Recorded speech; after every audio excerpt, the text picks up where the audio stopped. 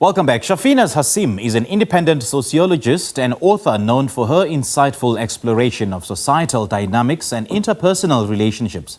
She has carved out a niche for herself in the literary world, offering readers a fresh and insightful take on contemporary issues. She recently published her book titled The Darlings of Durban, which follows the lives of four friends as they navigate the complexities of love and life in the vibrant city of Durban. The author joins us now virtually to tell us more. Very good morning to Shafinaaz. Thanks for joining us. Welcome. Good morning, Simply. Wonderful to be on your show on this sunny Sunday morning. It's wonderful to have you. First of all, what inspired you to write a story about four friends navigating love and life in Durban? Well, my previous works, I've been comfortable writing about Johannesburg because I spent most of my adult life in Johannesburg. But I think a story about Durban was always brewing in the back of my mind. I love Durban. I see it as a creative center of, my own life, having lectured here, having lived here for a while. And it was just, I write strong female characters. So I saw the opportunity to write about these women based in Durban, and there was a freshness to the story, to the way these characters developed, just because of how I see the city in its full form. Yeah. How did you then develop the unique personalities of the four main characters? I think what I enjoyed about developing these characters was getting to know my characters as they melded into each other. You have three of the friends who were in school together, and now we find them in their early middle ages. And then a fourth friend, Natasha, who is a successful businesswoman whose family has come out of exile, and she set up her business in South Africa. So she's unapologetic in the way she lives her life. She's the only one of the four darlings who's not married. And she's got a beautiful boyfriend named Sizwe, and he wants to get married and settle down. She's the one who's reluctant, and she's a little bit sort of maybe skeptical about marriage. And I wanted to look at these different dynamics around relationships, the power dynamics that exist within relationships, but also the complexities about being married, about wondering about being married. It comes through in each of these darlings' lives. And the thing that holds them all together is a WhatsApp group, because we rely on social media to keep our friendships, to keep our family groups together. There's so many sort of WhatsApp groups that have come through the pandemic, school mom groups. In their case, it's the sisterhood called the Darlings, and they commiserate and they celebrate each other through this group. And they kind of bolster each other. They really are there for each other through this group, through the conversations that they have. They can just let their hair down and find the safety of this group to support each other, basically, through life and to navigating all these different relationships. Interesting. And the setting of Durban, how does it affect the direction of the storyline and how it sort of develops? I think in some ways a coastal city just has this different feel. As somebody who's grown up inland, first I grew up in Polokwane and I lived most of my adult life in Johannesburg. I have special appreciation for water and for being near the ocean. And some of my scenes actually reflect back on what the women are feeling. So, for example, when Razia arrives, Razia is the one friend who lives in Johannesburg, and she comes back home to Durban. She arrives in Durban, and the experience that she's having as she watches the car move through the valleys into, past the glamorous Umhlanga, into Overport and the dilapidated roads, you can see that her memories are taking her back from the joyous remembrance of childhood to the anxieties that she has as an adult. So, I think as writers, we start to look at life differently. You experience life differently. You have an attention to detail that also reflects how you feel as a person. So I show that through some of the characters. And I think being in Durban has that kind of impact. You can't not notice, the diversity, but the vast differences in the city, from some very affluent, glamorous areas to the more neglected areas. And the general neglect of the city over time comes through in the story as well. Yeah.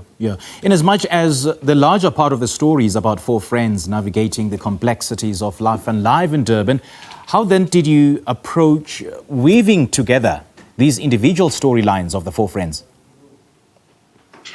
I think inevitably, when you're writing a story about women or a story that focuses on women, you'll find that there's an overlap of stories, but also human dynamic or people dynamics works in such a way that we start to compare.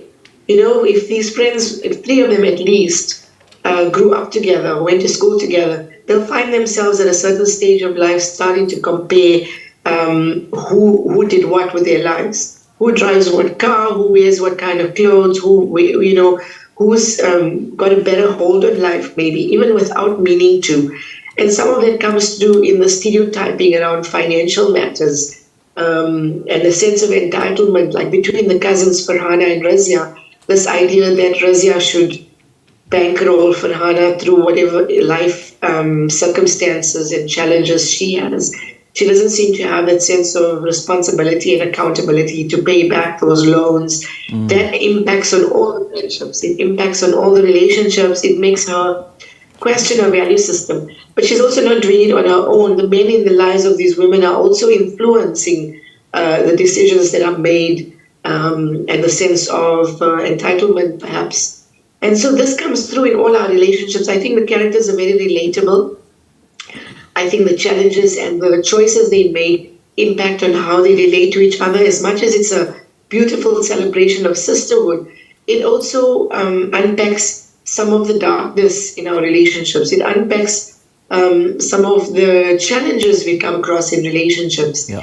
And hopefully it smashes some of the stereotypes as well, because that's what I hope to do with all of my writing. Yes, I've written gender-based violence before. I've written about human trafficking before.